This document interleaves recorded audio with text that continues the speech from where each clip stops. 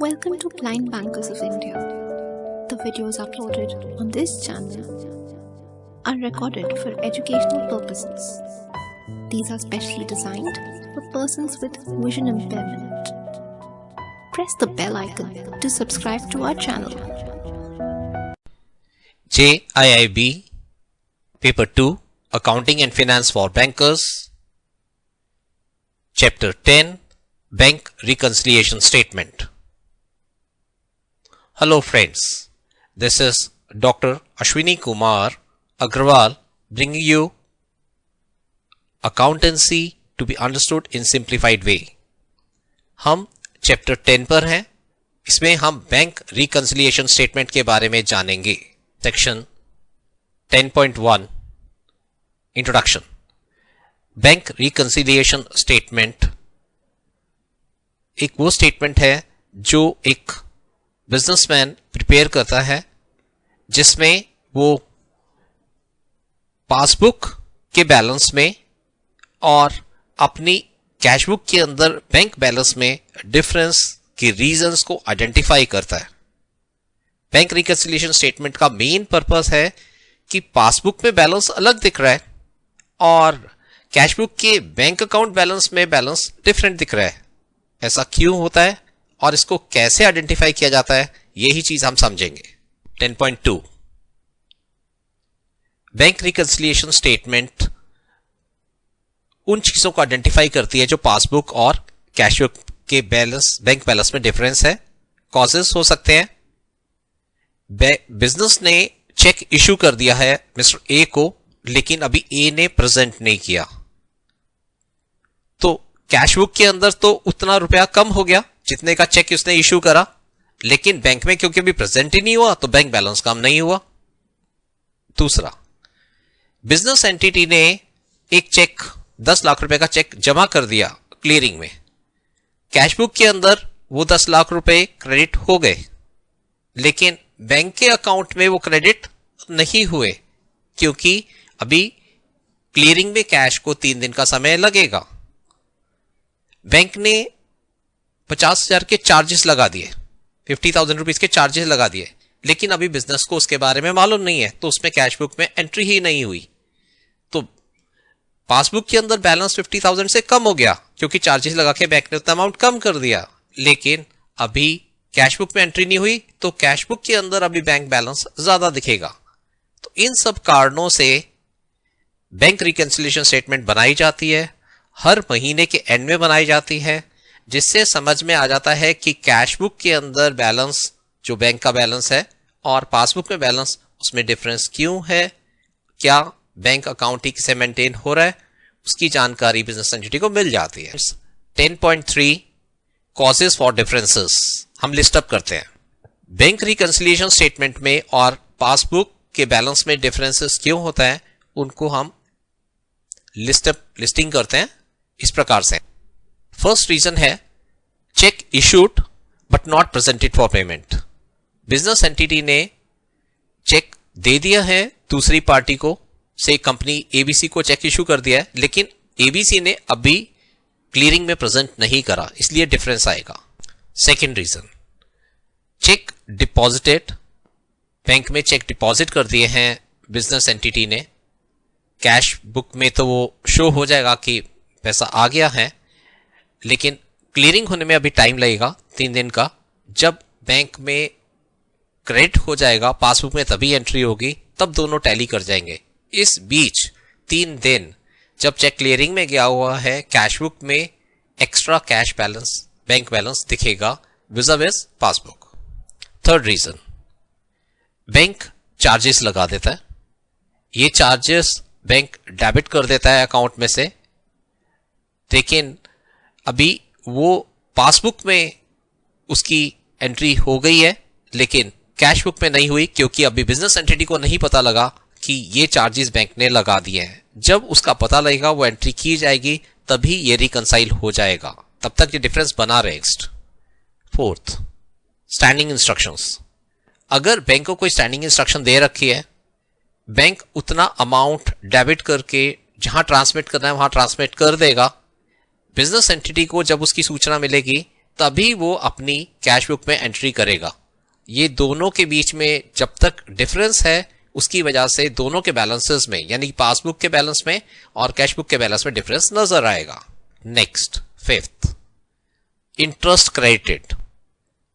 FD के ऊपर interest मिला, सेविंग्स पे इंटरेस्ट मिला, वो अकाउंट में क्रेडिट कर दिया गया, पासबुक में बैलेंस बढ़ जाएगा, लेकिन कैश बुक में एंट्री तब तक नहीं होगी जब तक बिजनेस एंटिटी को मालूम नहीं पड़ेगा कि ये इंटरेस्ट मिला है और वो एंट्री कैश बुक में करेगी, तभी ये बैलेंस दूर होगा। जब तक वो एंट्री बिजनेस एंटिटी नहीं करती तब तक पासबुक में कैश बैलेंस ज्यादा दिखेगा विज़ कैश बुक। मिला है उतने अमाउंट से पासबुक में बैलेंस ज्यादा होगा। जब तक इसकी एंट्री नहीं होगी तब तक बैंक रिकंसिलिएशन स्टेटमेंट बनाने की आवश्यकता पड़ेगी और कैश बुक में बैलेंस का डिफरेंस नजर आएगा। नेक्स्ट, बैंक ने इंटरेस्ट लगाया लोन्स के ऊपर, जो लोन्स पे इंटरेस्ट लगाया उतना अमाउंट डेबिट कर लिया या लोन की इंस्टॉलमेंट डेबिट कर ली, तो इसकी सूचना जब बिजनेस एंटिटी को मिलेगी तो वो कैश बुक में एंट्री करेगी। जब तक ये एंट्री कैश बुक में नहीं होती तब तक पासबुक में बैलेंस कम हो चुका होगा और लेकिन कैश बुक में अभी वो नहीं हुआ होगा, इसलिए दोनों में डिफरेंस नजर आएगा। ऐसा भी होता है कि बिजनेस एंटिटी के अकाउंट में उसका बायर उसके अकाउंट में बिजनेस एंटिटी के अकाउंट में से 2 लाख रुपए जमा करा दे, 2 लाख रुपीस जमा करा दे और अभी वो बिजनेस एंटिटी की नॉलेज में नहीं आया है। बैंक में क्योंकि जमा कराए इमीडिएटली उतने अमाउंट से पासबुक की बैलेंस तो बढ़ जाएगा, लेकिन जब तक बिजनेस एंटिटी को नहीं मालूम पड़ेगा कि 2 लाख रुपया उसके बायर ने अकाउंट में डाल दिया है तब तक वो कैश बुक में एंट्री नहीं होगी और ये दोनों में डिफरेंस नजर आएगा पासबुक में और कैश बुक में। बैंक कोई एंट्री करते समय ओवरकास्टिंग कर दे या अंडरकास्टिंग कर दे। ओवरकास्टिंग यानी जो अमाउंट है उससे ज्यादा अमाउंट रिकॉर्ड कर दिया, से अमाउंट है 30,000 रुपया और एंट्री हो गई 3 लाख रुपए की। या अंडरकास्टिंग हो सकती है, एंट्री है 50,000 रुपए की और एंट्री हो गई 5,000 रुपए की। तो अगर ओवरकास्टिंग है या अंडरकास्टिंग बैंक से हुई है तो कैश बुक में और पासबुक में डिफरेंस दिखेगा। इसी तरह से ओवरकास्टिंग या अंडरकास्टिंग बुक मेंटेन करने वाले, कैश बुक मेंटेन करने वाले अकाउंटेंट से हो जाए तो भी पासबुक में और कैश बुक में डिफरेंस नजर आएगा। सो फ्रेंड्स, हमने समझा कि कैश बुक में और पासबुक में अमाउंट या बैलेंस में डिफरेंस किन वजहों से होता है, what are the reasons for it. Next हमारा जाता है प्रिपेयरिंग बैंक रिकंसिलिएशन स्टेटमेंट को समझने से पहले 2 बातें समझनी जरूरी है। पहली बात, कैश बुक के एंगल से। कैश बुक की एंट्री है debit what comes in, credit what goes out. जब भी कैश आएगा बिजनेस एंटिटी उस अमाउंट को डेबिट करेगी और जब भी कैश जाएगा या बैंक से पैसा बाहर जाएगा तो उसे क्रेडिट करेगी। जब भी कैश बुक में डेबिट बैलेंस ज्यादा है तो इसका मतलब there is a cash surplus. Cash book में अगर डेबिट बैलेंस ज्यादा है तो इसका मतलब बैंक से लोन लिया हुआ है, cash deficit situation. Next friends, आपको समझना है बैंक के एंगल से। बैंक पासबुक में एंट्री करता है अपने एंगल से, अपनी अकाउंट्स के रिकॉर्ड के हिसाब से ही वो पासबुक में एंट्री करता है।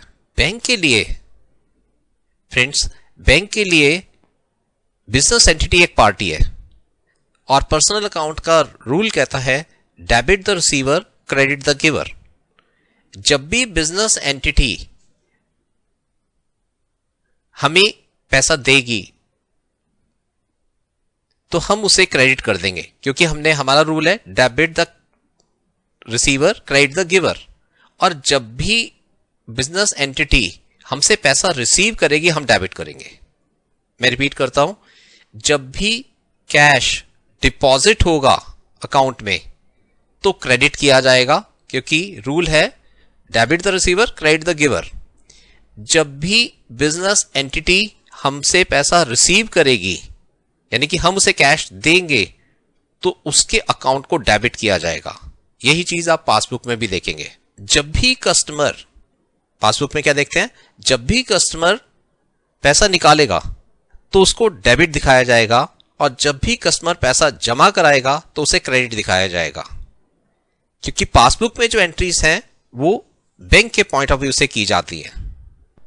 यदि हम ये दोनों बातें समझ चुके हैं तो हमें समझ में आ जाता है कि जब भी बिजनेस एंटिटी के लिए बैंक में कैश आएगा तो कैश बुक में वह डेबिट किया जाएगा, जबकि पासबुक में वह क्रेडिट किया जाएगा। जब भी कैश बुक में डेबिट बैलेंस ज्यादा है, इसका मतलब बैंक में उसके पास क्रेडिट सरप्लस है, क्रेडिट बैलेंस है। अगर कैश बुक में डेबिट बैलेंस कम है यानी क्रेडिट बैलेंस ज्यादा है, इसका मतलब पासबुक में डेबिट बैलेंस है यानी कि ओवरड्राफ्ट है, एक तरह से लोन लिया हुआ है बैंक से उस बिजनेस एंटिटी। जब भी बैंक रिकंसिलिएशन स्टेटमेंट बना दी जाएगी, डिफरेंसेस को दूर कर दिया जाएगा, तो हम पाएंगे कि पासबुक का क्रेडिट बैलेंस कैश बुक के डेबिट बैलेंस से मैच कर गया। Friends, now we look at section 10.5 preparation of bank reconciliation statement. Bank reconciliation statement को प्रिपेयर करने के दो रास्ते हैं। हम पासबुक के बैलेंस से शुरू करें और कैश बुक के बैलेंस पे पहुंच जाए। दूसरा तरीका है हम कैश बुक के बैलेंस से शुरू करें और पासबुक के बैलेंस पे पहुंच जाए। हम एक एक करके दोनों तरीके समझते हैं। First method, starting with the passbook balance. इसके लिए सबसे पहले हमें देखना होगा कि हम पीरियड कौन सा ले रहे हैं। हम एग्जांपल में लेते हैं 1 जनवरी 2020 टू 31 जनवरी 2020। तो हम देखेंगे कि पासबुक का एक्सट्रैक्ट 1 जनवरी 2020 से लेकर 31 जनवरी 2020 का लिया जाए, और कैश बुक का भी 1 जनवरी 2020 से लेकर 31 मार्च 2020 का लिया गया।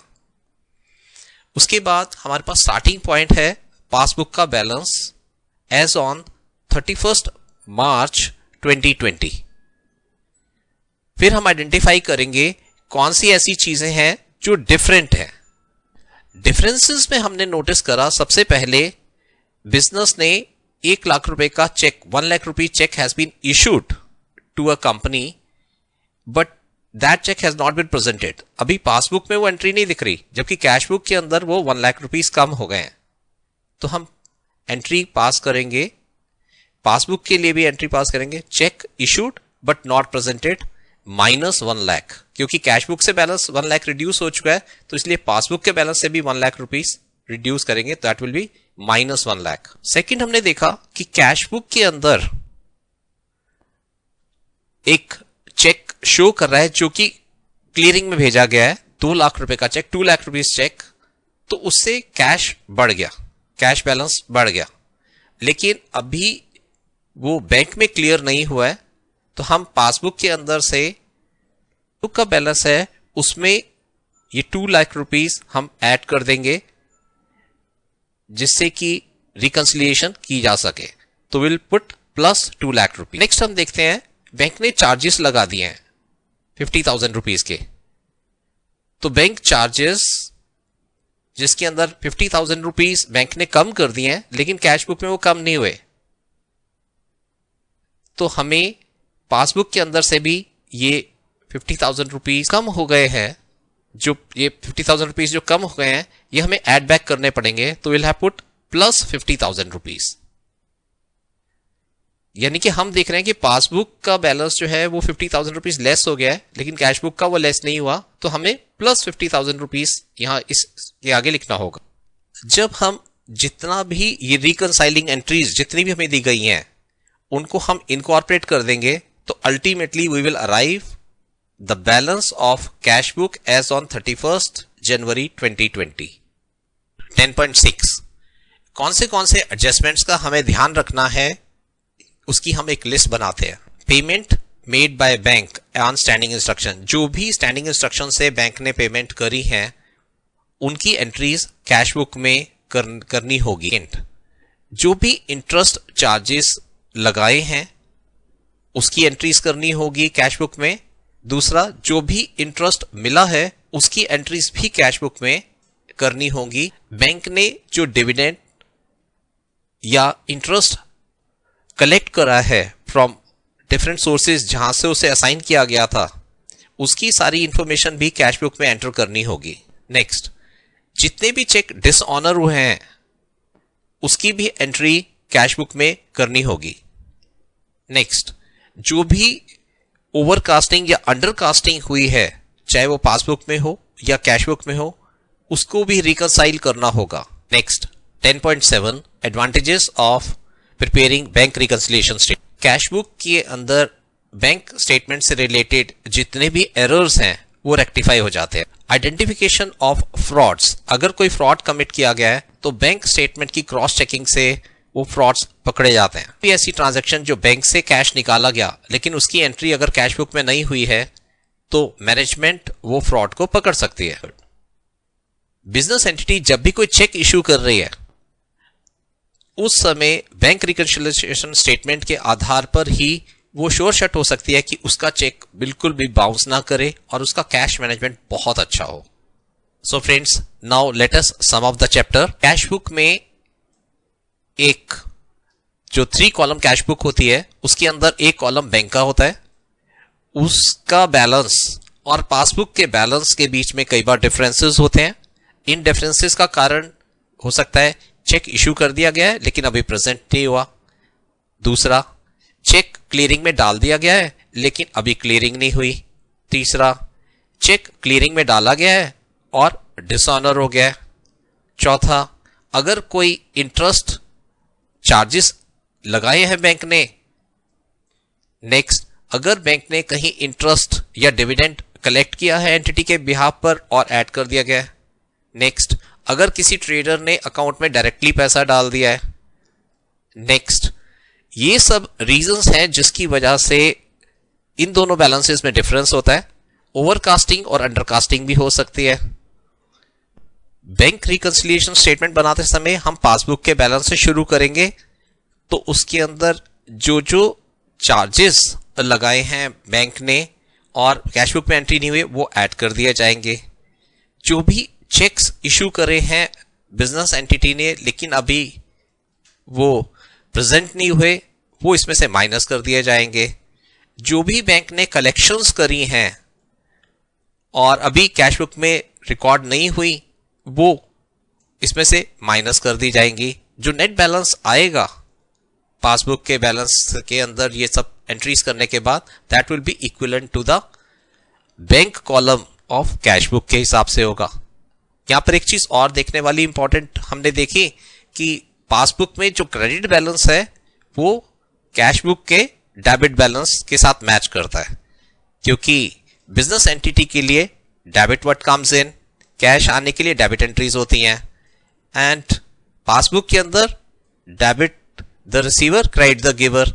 तो जब भी वो पैसा बैंक में आता है जो कैश बुक में डेबिट साइड में है वही पासबुक में क्रेडिट साइड रिफ्लेक्ट होता है। इसी तरह से जब हम कैश बुक के बैलेंस से शुरू करेंगे तो कैश बुक के बैलेंस के अंदर से जो चेक इशू कर दिए गए हैं लेकिन अभी प्रेजेंट नहीं हुए वो हम ऐड कर देंगे। जितने भी बैंक के चार्जेस लगे हैं वो हम माइनस कर देंगे। जो भी बैंक ने कलेक्शन करा है वो हम इस कैश बुक के बैलेंस में ऐड कर देंगे और जो नेटिंग होने के बाद जो बैलेंस आएगा वो हम पाएंगे कि पासबुक के बैलेंस से मैच कर गया। हमने देखा कि बैंक रिकंसिलिएशन स्टेटमेंट बनाने के 3 बेनिफिट्स हैं।